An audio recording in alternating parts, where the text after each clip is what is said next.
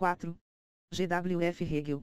27 de agosto de 1770 – 14 de novembro de 1831. O maior criador de sistema na filosofia, cujo trabalho foi o ápice do idealismo alemão e teve grande influência sobre Karl Marx. Wilhelm Friedrich Hegel foi o último na linha de grandes filósofos idealistas alemães, que incluía Fichte e Schelling. Seu objetivo era criar um sistema para explicar tudo. Por tudo, ele realmente queria dizer tudo, de sistemas solares a micróbios, de Deus ao homem. Hegel tentou alcançar um sistema unificado de entendimento no qual a razão substituiria a fé. O derradeiro esforço do iluminismo. Sua busca era a mesma dos primeiros filósofos, quando eles deixaram de lado a crença mitológica e aplicaram seus poderes de raciocínio ao universo. Mais que qualquer filósofo desde Aristóteles, 384-322 a.C., Hegel enfatizou a importância do raciocínio dialético. Karl Marx alegava ser um hegeliano, embora rejeitasse o idealismo do filósofo. Marx ficou com Hegel na cabeça e utilizou seu pensamento para criar uma filosofia materialista que seria desenvolvida em um materialismo dialético. Um dos maiores desafios ao encarar Hegel é sua difícil leitura. A prosa dele é densa, os livros são longos. Em História da Filosofia Ocidental, 1945, Bertrand Russell, cujo alemão era muito bom, disse sobre Hegel: ele é, devo dizer, o mais difícil de entender entre todos os grandes filósofos. Trabalhos-chave na obra hegeliana são Fenomenologia do Espírito. 1807, Ciência da Lógica, 1812-17, Enciclopédia das Ciências Filosóficas.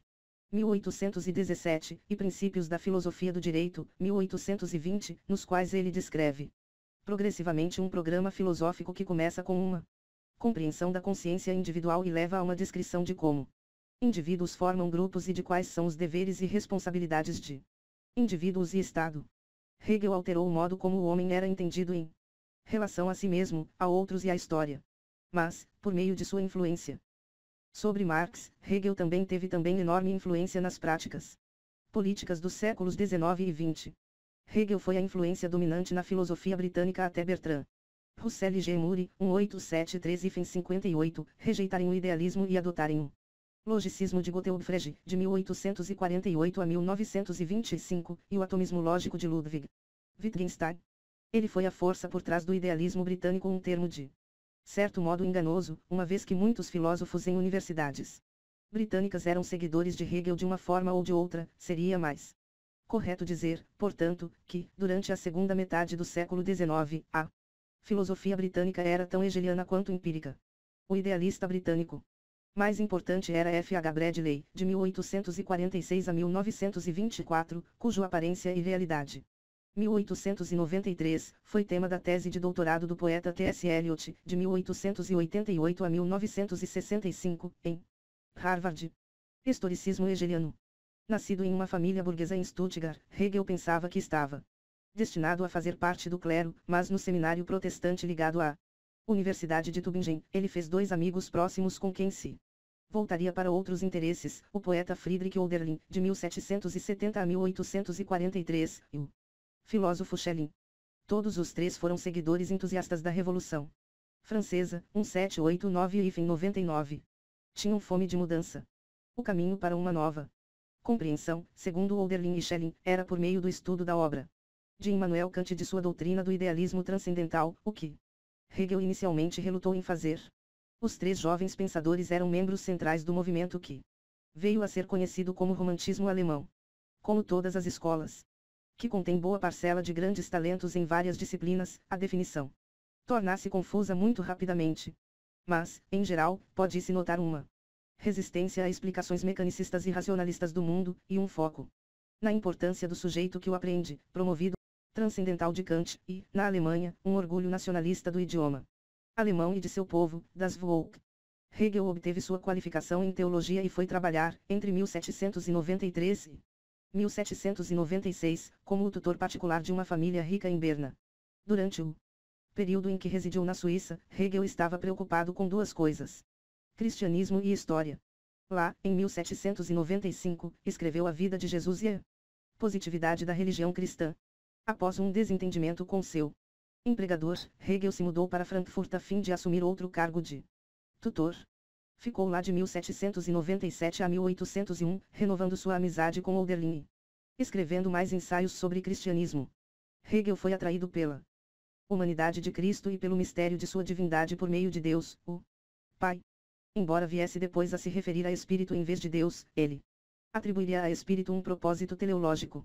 Nesses primeiros escritos sobre cristianismo, podem-se encontrar as raízes do historicismo de Hegel, que ele desenvolveria mais completamente em seu trabalho maduro. A filosofia da história de Hegel.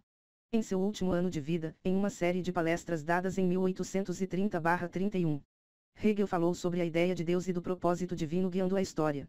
Essas palestras seriam publicadas após sua morte como filosofia da história.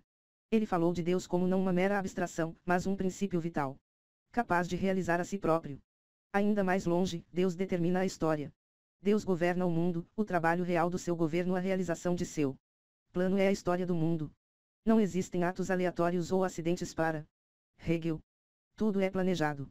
Ante a luz pura dessa ideia divina que não é mero ideal, o fantasma de um mundo cujos eventos são um encontro incoerente de circunstâncias fortuitas desaparece completamente. É fácil enxergar como Marx remodelou a filosofia da história de Hegel, para adequá-la aos seus propósitos materialistas ao simplesmente substituir Deus por luta de classes. O mais eloquente adversário do historicismo hegeliano no século XX foi Karl Popper, que, em A Sociedade Aberta e os Seus Inimigos, 1945, apontou Hegel como um dos três antepassados do totalitarismo, ao lado de Platão e Marx, porque diz Popper Hegel tomou uma visão determinista da história.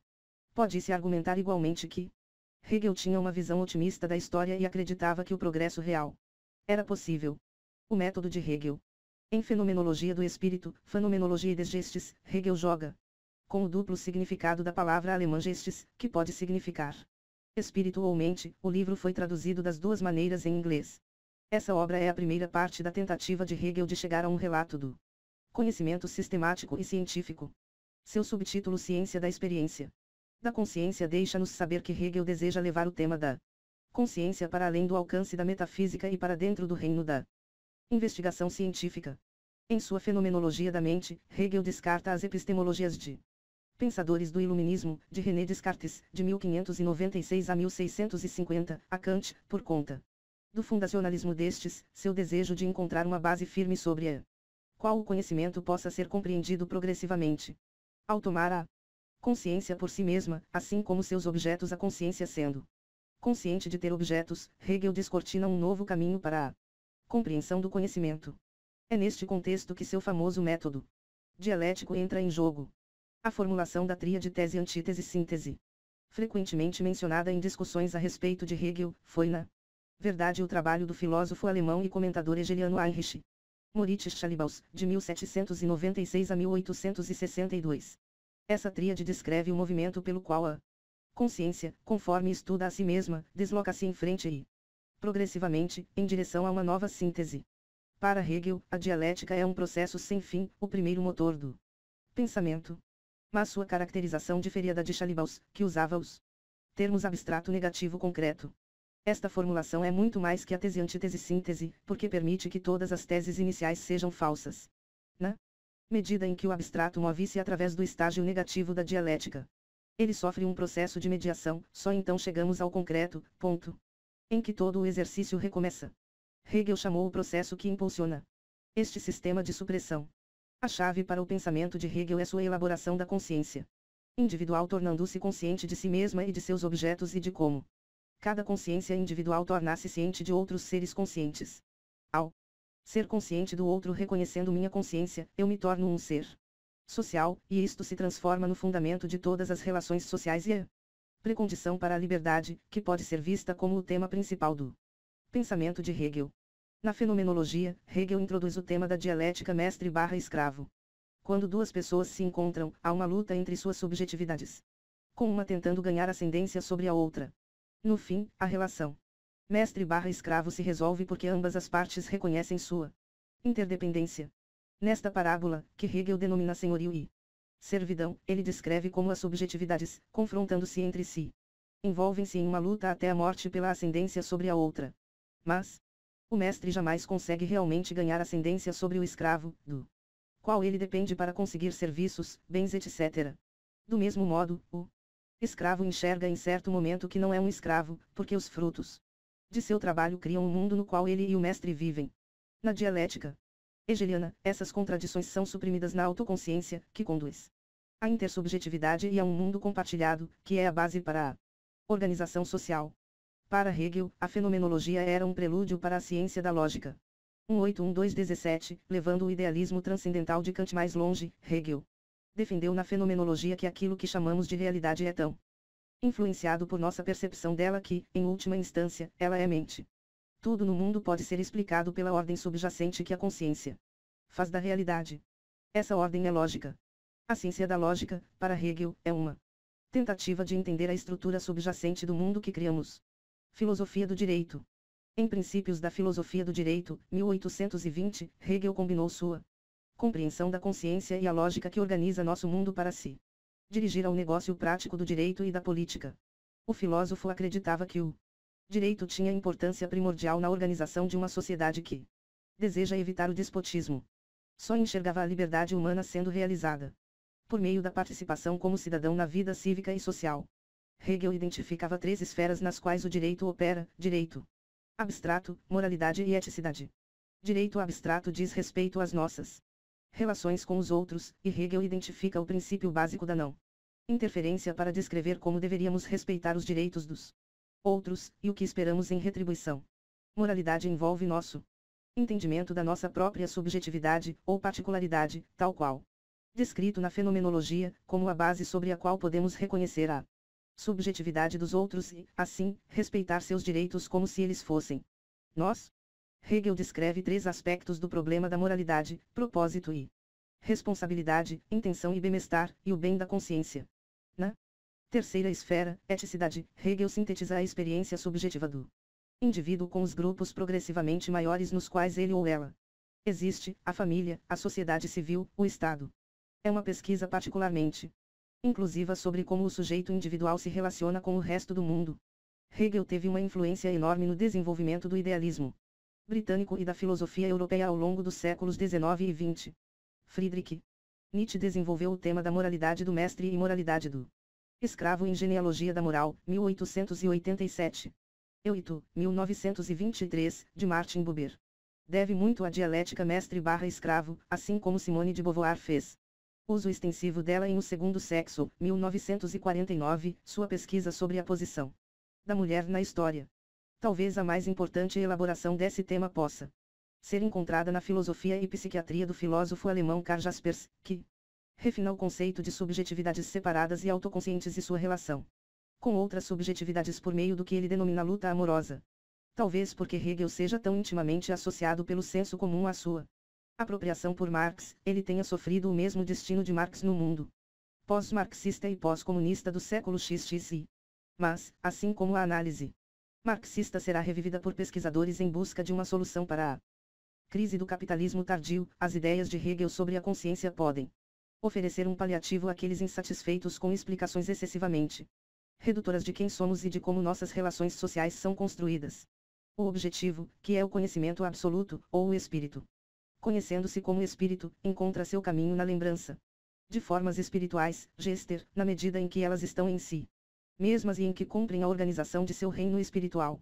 Sua conservação, vista a partir da sua livre existência, aparecendo na forma de contingência, é a história, vista a partir da sua organização intelectualmente compreendida, é a ciência dos modos como o conhecimento aparece.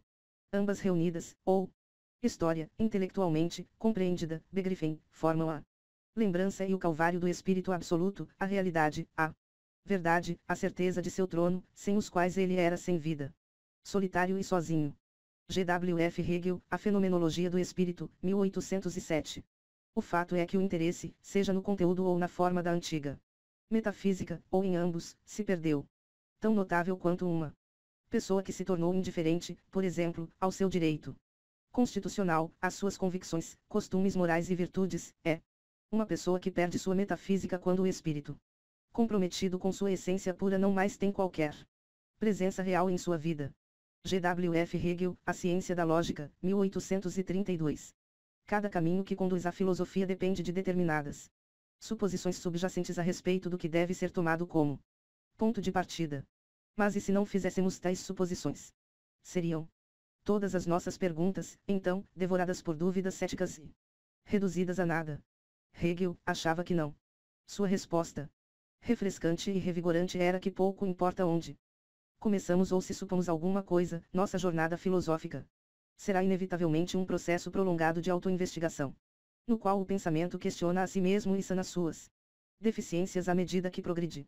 Michael Allen Fox, The Accessible Hegel Acessível, 2005.